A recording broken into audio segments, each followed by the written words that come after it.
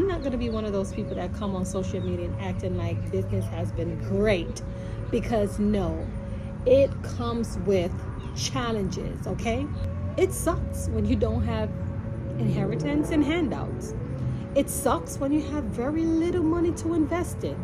It sucks when you don't have enough money and you have to use credit cards to depend on. And if the cash flow ain't coming in to take care of those payments for the credit cards, you put yourself in more debt. Okay? Talking from personal experience. So what I'm saying is, I'm not telling you don't start a business. And I'm not telling you to don't try. Because having your own business is the most powerful thing that you can do.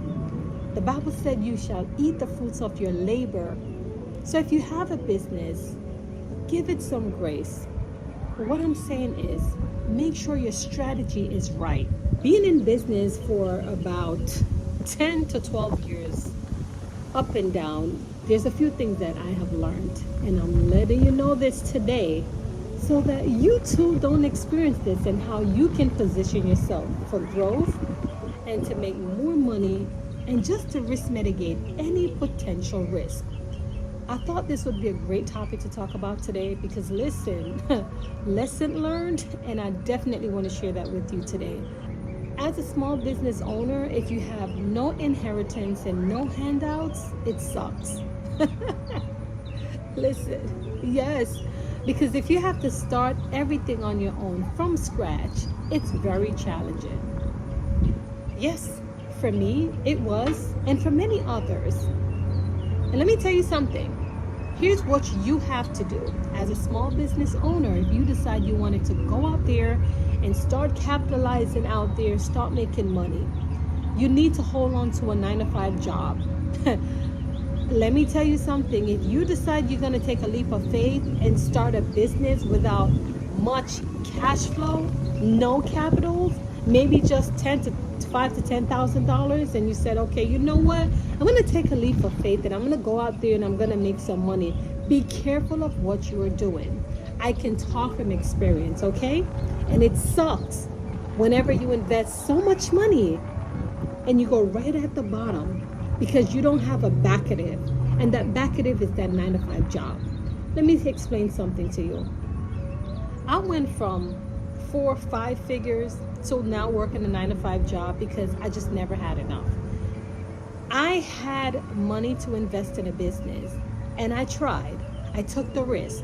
Yes, I did hold those conversations to myself. What if, right? But the faith that I have, the Bible said if your faith is small as a mustard seed, that's all it takes. And so I was one of those people. I prayed and I asked God to help me.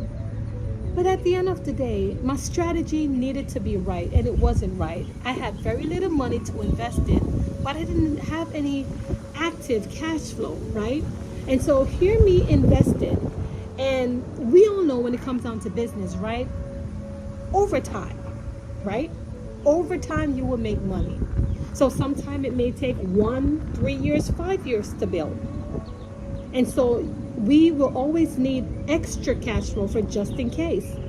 Now, a woman of 4 kids, you know that it's challenging, right? But at the time when I started the business, I did not have 4 kids. It was maybe 1, 2, or 3 at the time. But I was still going, still trying. And there comes when those hiccup comes along the way. And when I don't have the cash flow or the capital to balance those hiccups whenever things goes down, that's where the crisis happened.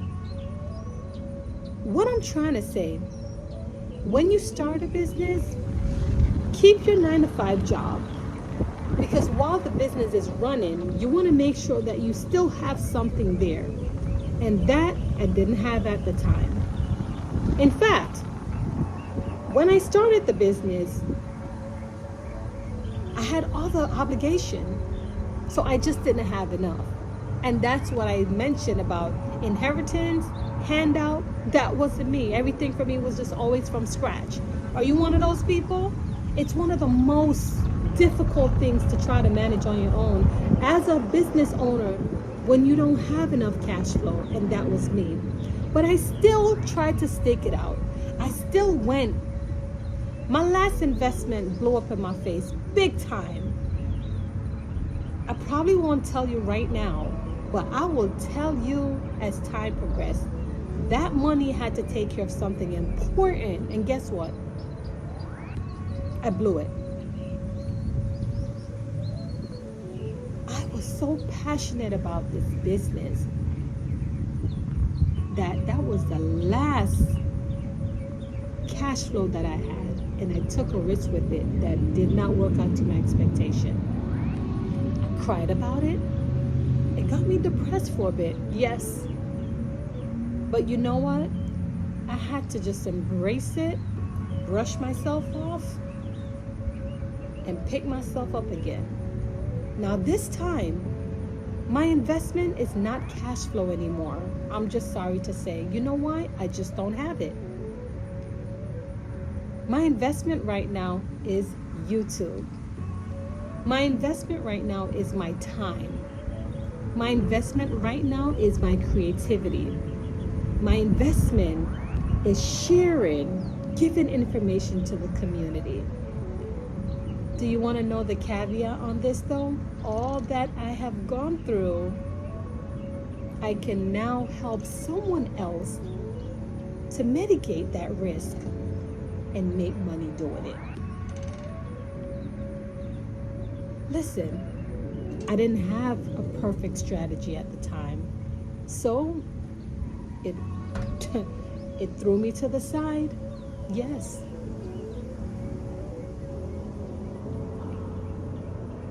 In business, there is small investment and there's big investment.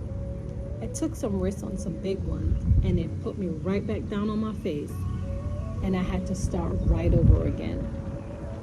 Now, I don't have that investment anymore. Literally decided to invest all my time now in YouTube and share information. And so the most powerful thing right now is that I'm able to make money with information and helping people experiencing results. Isn't it amazing that mistakes aren't mistakes? It's not. A lot of people say mistakes, I want to do this again, and they cry about it. Yeah, and I did too. But the mistake each time helped me to make better decisions and to help someone to mitigate that risk and to receive transformation for extraordinary results. Don't make that mistake. I did, and it did hurt me, and I had to pay for it. But it put me in a position now where I can teach and help others to not make those same mistakes. And this is why I'm here. I hope this message finds you well. Be blessed.